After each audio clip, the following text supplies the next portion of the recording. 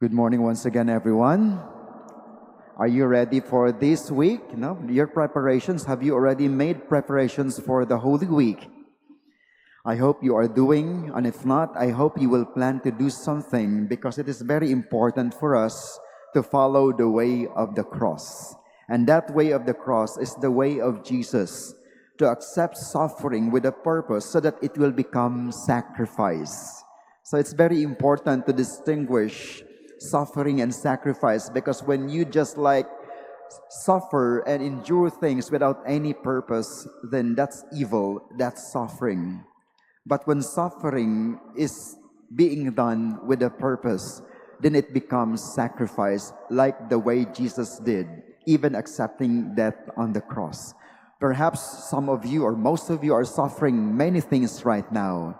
But if you carry those sufferings, carry your crosses with the presence of Jesus and with the idea that there is a God who carries your cross with you, then that will be called a worthy sacrifice.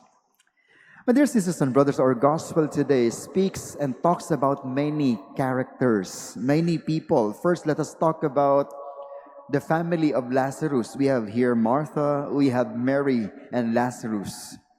So Martha here, being a server, again served dinner for the guest, for Jesus and his companions.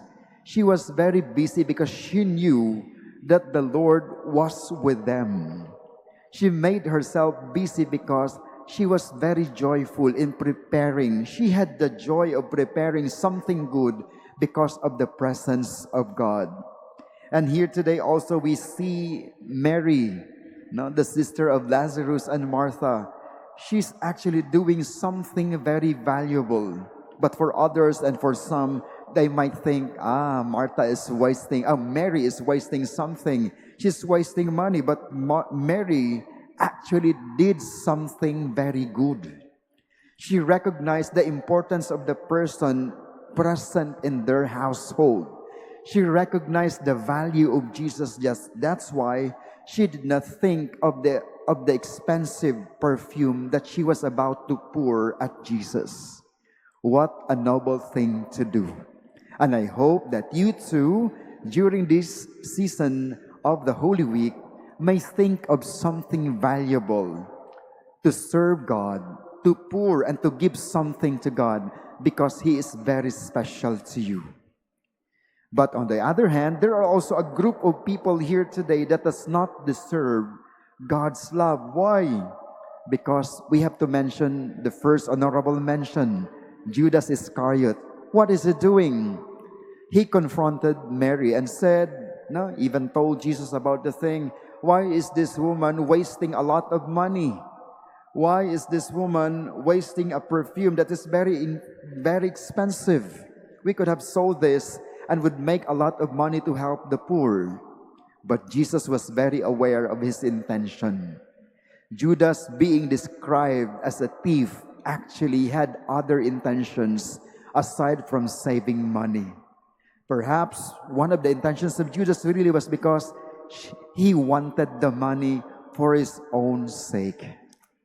Okay, my dear brothers and sisters, today, I will be mentioning the other personalities in the gospel today, but I would like to challenge you today that if you have failed to become generous to God, who have been very generous to you, I hope that He will become a part of your plan today. Do something good, spend a little more, because Pope Benedict once said, let me read and quote him so that I will not be mistaken. Pope Benedict XVI once said, love does not calculate. Sometimes you just have to spend. It does not measure, does not set up barriers, but can give joyfully. And I think today you have done a very noble thing. Waking up early before going to work, you are here because you want to tell God how important He is to you and for all of you. And I hope that you will continue to do it. Let us not be like Judas, who looks like a concerned person, but deep within his heart, he actually wanted to steal something and saw the money as something as wasted because it did not go into his own pocket. My dear brothers and sisters, there are also other personalities who wasn't able to recognize the goodness of Jesus who raised Lazarus from the dead. Why?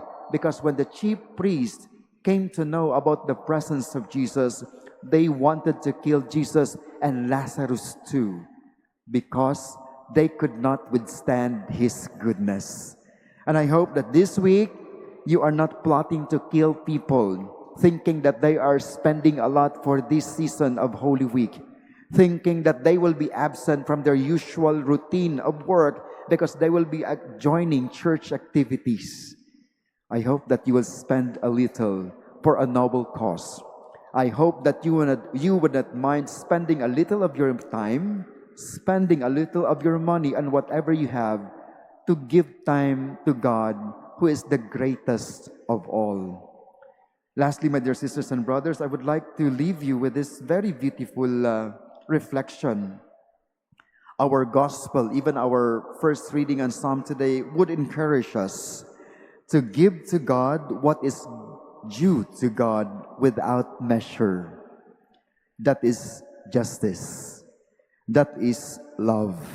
And if you are truly in love with God, do not count, do not measure, because God has been very good to you, and He has given us everything that we need without actually telling us that He has given us a lot without measure.